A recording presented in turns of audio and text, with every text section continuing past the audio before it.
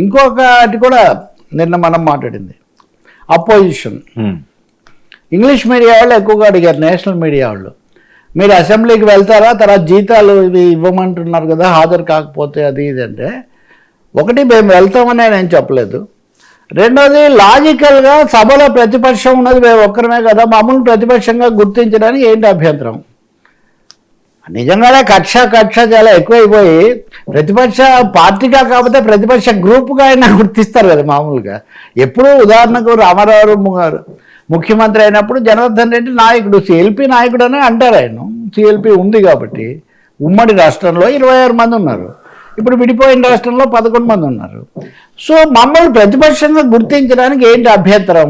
మరి జీతాలంటే ఇది చాలాసార్లు చెప్పాను నేను, మళ్ళీ చెప్పడం ఎందుకని అంటూనే, ఒక్కటే ప్రతిపక్షం ఉన్నప్పుడు ఉన్న ఒక్క పార్టీని ప్రతిపక్షం అనడానికి ఏంటి అభ్యంతరం? ఇక్కడ ఒక చిన్న ప్రాబ్లం ఏమంటే, ధర్మ సంకటం ఏమంటే, ప్రతిపక్షంగా గుర్తించడం వేరు, ప్రతిపక్ష నేతగా గుర్తించడం వేరు. ప్రతిపక్ష నేతగా గుర్తిస్తే దానికి సంబంధించిన ప్రోటోకాలు, జీతభత్యాలు ఇవన్నీ కూడా వస్తాయి.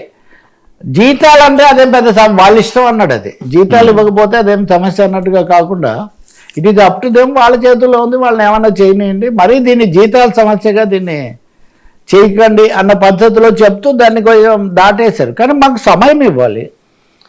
సభానాయకుడికి ఎంత సమయం ఇస్తారో ప్రతిపక్షానికి కూడా అంతే సమయం ఇవ్వాలి కదా. ఏ సభలో అయినా ఉన్నది మేము ఒక్కడమే కదా, ఇది ఒక లాజిక్, కొత్త లాజిక్ ఆయన తీసుకొస్తున్నారు.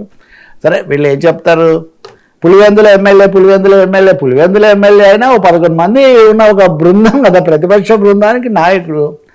హోదా రాజ్యాంగబద్ధంగా ఇవ్వకపోవచ్చు, లేకపోతే క్యాబినెట్ హోదా ఇవ్వకపోవచ్చు, ఓకే మేము తగు సమయం ఇస్తామంటే సభకు రా అప్పుడు చూద్దామని వీళ్ళు అంటున్నారు. కాబట్టి సారాంశం ఒకటే తెలుస్తుంది.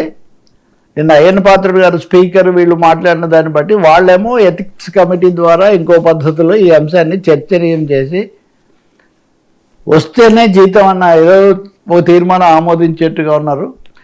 ఈయన మాత్రం మాకు సమానంగా సమయం ఇస్తే తప్ప మేము రాము, మాకు అంటే నాకే తనకే ఇంకెవరికి ఇస్తారు?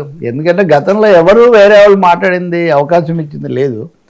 అందువల్ల ఆ విషయంలో కూడా ఒక క్లారిఫికేషన్ లేదా రీఇటరేషన్, పునరుద్ఘాటన చేసినట్టుగా కనిపిస్తుంది. ఇంకా వెంటనే మీడియాలో ఊహాగానాలు, ఎక్కడి నుంచి మొదలవుతుంది ఏమవుతుంది అనేది ఒకటి. రెండవది, ఏడాది టైం ఉంది కదా, ఇప్పుడు వెంటనే మొదలు పెట్టట్లేదు. మూడేళ్ళు అంటాం కాదు, 3 ఏళ్ళ కంటే కొంచెం ఎక్కువే ఉంది. ఇప్పుడు 18 నెలలే కదా అయింది. కాబట్టి 10 ఏళ్ల తర్వాత ఈ కథ ఎలా మలుపు తిరుగుతుంది?